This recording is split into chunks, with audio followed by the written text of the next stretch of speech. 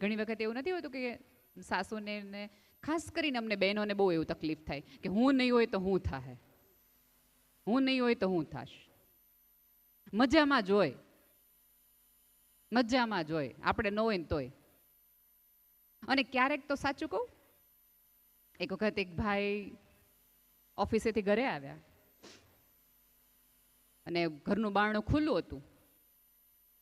આવીને જોયું તો ચપ્પલ આડાઅવડા હતા, ચારે બાજુ ઓશિકા આમને આમ પડ્યા હતા. તરત ભાઈ રસોડામાં ગયા. રસોડામાં વાસણ બળબડતા હતા, દૂધની તપેલી ખુલ્લી હતી, રસોડાનું બારણું ખુલ્લું હતું, મશીન ચાલુ હતું, એનો પંખોય ચાલુ હતો. એટલે ભાઈને થોડીક ચિંતા થઈ. 2-3 અવાજ માર્યા, બેન દેખાણા નહીં. દાદરા ચડતા ચડતા ઉપર ગયા. દાદરે તે 2-3 જોડી કપડાં પડ્યા હતા, ધોવાના કપડાં પડ્યા હતા, ઇસ્ત્રીના પોટલા એમને એમ હતા. સહેજ અંદર જાય છે તો સવારે જેમ ઉઠીને ગયા હતા પથારી એમને એમ પડી હતી. ભાઈ ટુવાલ લાઈને બેડ ઉપર મૂક્યો તો ટુવાલ એમને એમ પડ્યો હતો. એટલે એને 100% ચિંતા થઈ, 100% કંઈક થયું છે, ન થવાનું બની ગયું છે. અને જેવા ગેલેરીમાં જાય છે તો બેન આરામથી હિંચકામાં સંગીત સાંભળતા હતા. એટલે ઓલા ભાઈ કે તને કાંઈ થયું? એ કે ના ના. એ કે તો આ બધું ઘર કેમ આમ પડ્યું છે? એ કે તમે મને દરરોજ પૂછતા હતા ને કે તું જાસ પછી કરસ છું, મને એમ થયું કે હું દેખાડી દઉં કે હું કરું છું. આટલું.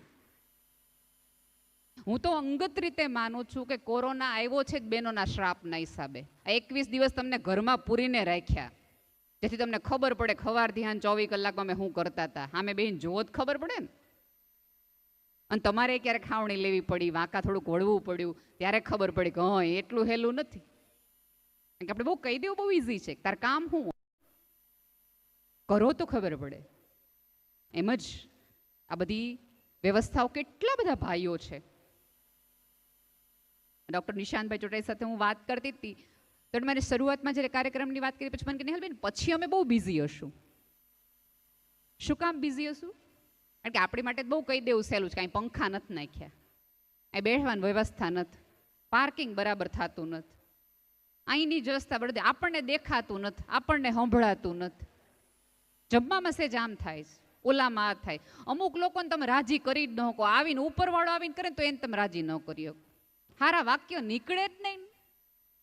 આમાં એક પણ વ્યક્તિ કહેવામાં નહીં, પૂછવા નહીં જાય કામમાં કંઈ અમારી જરૂર હોય તો કે જો તમને ભૂલ લાગતી હોય કે અહીંયા એક માણસ રાખ્યો હોય ને કે જેમને સલાહ આપે કે તમારે આ બાજુ જવાનું, તમારે ઓલી બાજુ જવાનું, આપણે એ ભાઈને કહી તમે ઊભા રહો તો કે હું ને મારી પાસે એવો ટાઈમ ન હોય,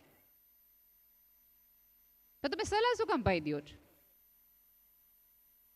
જ્યારે આવા સરસ ધર્મના કામ કોઈ વ્યક્તિ સ્વેચ્છાએ પોતાના અંગત જીવનના, અને તમારી ને મારી માટે 7 દિવસની પ્રક્રિયા છે, એમની માટે તો 170 દિવસની પ્રક્રિયા છે, પછી આ થયું. અને તમે શું લાગે છે 7મા દિવસે આપણે ધૂળ ખંખેરીને બહાર નીકળી જાવ? એ નીકળી શકશે? કેટલું બધી આ વ્યવસ્થાઓ છે. તમે બેઠા હોય ત્યાં બધી વ્યવસ્થા કરવાની હોય. એટલે કશું ન કરી શકો તો કાંઈ નહીં, કોકના દિલથી વખાણ કરવાનું તો એટલીસ્ટ રાખો જ તે. કથાનો એટલો જ સાર છે. પણ આપણે બધાની તકલીફ શું છે ખબર છે? કે આપણે વખાણ બધા દૂરના લોકોના જ કરીએ. આમાં ઘણા બધા લોકો એવા હશે કે જેવું કહેતા હશે કે મોદી સાહેબને તમે જોયા 24 કલાક કામ કરે, 24 કલાકમાંથી માણા 18 કલાક કામ કરે આ ઉંમરે. અમિતાભ બચ્ચન જોયો છે, દીકરો કામ નથી કર્યો પણ આ ઉંમરે ઈ કેટલું કામ કરે. ફલાણા ભાઈની ઉંમર આટલા વર્ષ પણ કેટલું કામ કરે. હવે ઈના ઈ આપણા દાદા જો ઓફિસે આવતા હોય દુકાને બેઠતા હોય તો આપણે શું કહી અમારા બાપાને હજી છૂટતું નથી. લ્યો, જે ફિલોસોફી તમે ત્યાં વાપરતા હતા, જે વખાણ તમે ઉંમરના કરતા હતા, એ તમારે અહીંયા કરવા જોઈએ. તમે તમારા જ ખિસ્સાના પૈસા લઈ ઝોમેટો અને સ્વિગી વાળા અલગ અલગ લોકો તમને ભાવતું પીરસી જાય, હજી તમે ડબ્બો ખોલ્યો ન હોય ને ત્યાં રેટિંગ આપવા માંડો. ટેસ્ટી, ઓલા ભાઈના વર્તનમાં તમે 5 સ્ટાર આપી દો ને, પોલાઇટ ને, મિનિમમ કોલિંગ ને, ભાઈ બહુ હારા હતા ને, એકે વાર ફોન ન કર્યો ને, એટલો હારો માણા હતો. અજાણ્યા માણસને તમે કેવા લડીને થેન્ક યુ કહો. અહીંથી ધારો કે કોઈ વ્યક્તિ ચાલતી નીકળે, બીજી લાઈનમાં ત્રીજી લાઈનમાં કોકનો પગ ભટકાય એટલે આપણે કેવાય બેનને એમ કે સોરી હો, સોરી, મારું ધ્યાન નહોતું, એક્સ્ટ્રીમલી સોરી, મારું ધ્યાન નહોતું. એની તમારી પત્ની ભટકાઈ તો ક્યાં હાયલી જાશો? ધ્યાન તારું ક્યાં છે? ઓલા જેનું તમે ભોજન પણ ચાખ્યું નથી એને તમે આટલા બધા સ્ટાર દે. સાહેબ, તમારી પત્ની તમારા 25 વર્ષથી તમારા ઘરની રોટલી 43 ડિગ્રીમાં કરે, તમે એને કઈ દિવસે થેન્ક યુ કીધું?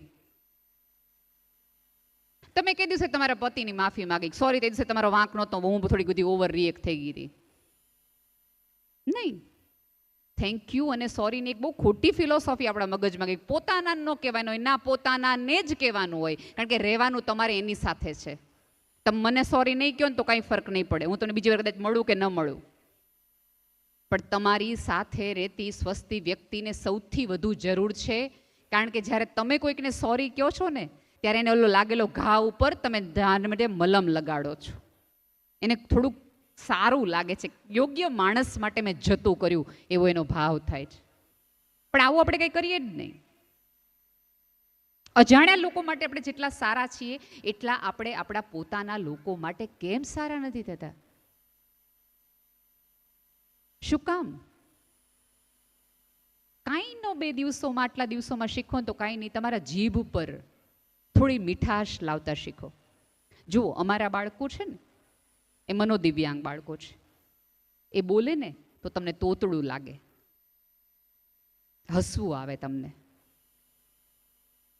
તોતડી જીભ છે ને એ તો કુદરતે આપેલી ઘટના છે, એની મશ્કરી ન કરાય, કારણ કે એમાં ફરક નથી, એની કોઈ દવા નથી, એનો કોઈ ઈલાજ નથી. પણ તોછડી જીભાન છે ને તો મારીને તમારી જ છે. અત્યારે તમે જુઓ, આપણે શું એકબીજાના ગળા કાપીએ છીએ, એકબીજાની વસ્તુ લઈ લઈએ છીએ. અત્યારે સંબંધો બગડે છે શેના કારણે? માત્ર જીભના કારણે, માત્ર જીભના કારણે. અને બહુ છે ને સતયુગ ને કળયુગ ને એવી ખોટી વાતો કરવી જ નહીં. બધા જ યુગમાં બધું જ હતું. આમ તમે શાસ્ત્રની જો વાત કરીએ ને તો પહેલા સતયુગમાં કેવું હતું કે દેવતાઓ સ્વર્ગમાં રહેતા અને દાનવો છે એ નીચે રહેતા. એ યુગમાં એવું હતું. પછી બીજો યુગ આવ્યો ત્રેતા યુગમાં, એમાં બંને એક લોકમાં રહેવા માંડ્યા. એટલે ભગવાન શ્રી રામ પણ રહે અને રાવણ પણ લે, બંને એક સાથે એક જ લોકમાં બે દેવતા અને દાનવ રહેવા માંડ્યા. ત્રીજો લોક આવ્યો. એ લોકમાં એક જ કુટુંબમાં દેવતાઓ અને દાનવ રહેવા માંડ્યા. ધર્મરાજ યુધિષ્ઠિર અને દુર્યોધન એક જ કુટુંબમાં રહેવા માંડ્યા. અને આ છે કળયુગ. આ યુગની અંદર એક જ શરીરમાં દેવતા અને દાનવ રહે. હવે તમારો વિવેક, તમારો સંસ્કાર અને તમારો ધર્મ નક્કી કરશે કે તમારી અંદરથી રામ પ્રગટશે કે રાવણ પ્રગટશે. ક્યાંક આ બધી કથાઓ, આ આખું આયોજન તમારી અંદર કશુંક શુભ તત્વ પ્રગટે એ માટેનું છે. તમારી અંદરનો વિવેક જળવાયેલો રહે એની માટેનું છે. તમારી અંદરની સારપ ઉપરની તમારી શ્રદ્ધા ટકેલી રહે એ માટેની છે. આમાંની કથાઓમાં ઘણું બધું તમને રોજે રોજ કહેવાતું હશે. તમે જો થોડીક અડધી પોણી કલાક પછી આપણે એવું માનવા માંડીએ કે આ આપણી માટે નથી, બાદ મારી જેઠાણી હાટુસ, હું તો આપણે ક્યાં વાંધો છે, આપણે કોઈ દેવું કરીએ જ નહીં. અને પાછું એક નવી નવાઈનું વાક્ય તો આપણે એવું બોલીએ, મારું એવું છે કે હું સાચું હોય ને કહી જ દઉં. મેં કંઈ ખોટું કીધું? હા, સાચું કહેવાય, ચોક્કસ સત્ય કડવું છે એ સમજી શકાય એવું છે, પણ સત્યને કડવી જ રીતે કહેવું એવો કોઈ નિયમ નથી.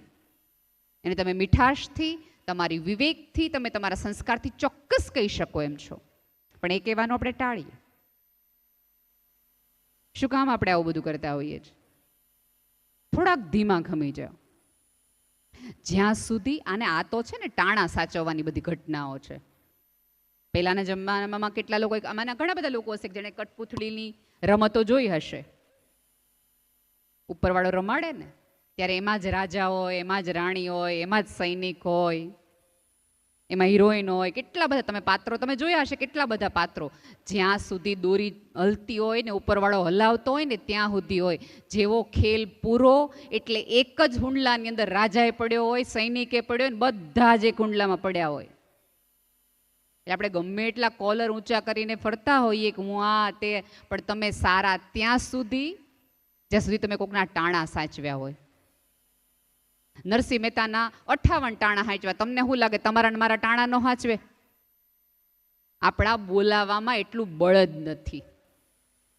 તમે કોઈ તમે જોયું હશે કે તો આમ બુદ્ધિની દ્રષ્ટિએ અથવા ઓલાની દ્રષ્ટિએ ભેંસ સૌથી જાડી ચામડીનું પ્રાણી કહેવાય, સૌથી જાડી પ્રાણીનું. એનો પાળનાર એને પોષનાર ભેંસને પણ વાલથી અને પ્રેમથી બોલાવે ને તો ભેંસે સામું જોવે. તમને શું લાગે છે વાલથી બોલાવો તો ભેંસ સામું જોતી હોય તો ઉપરથી ને હૃદયથી બોલાવો તો ભગવતી તમારી સામું ન જોવે એમ તમે મને કહો? પણ તમારા બોલાવામાં એટલી પ્રાણ જ નથી, એટલી પીડા જ નથી, તમારા પુકારમાં એટલો અવાજ જ નથી. આંતરડીમાંથી અવાજ નીકળે ની નો સાંભળે એવું આ જોધી બન્યું નથી. મેં કીધું કે એના 58 સાચવા, તમારા નહીં એક સાચવી લી.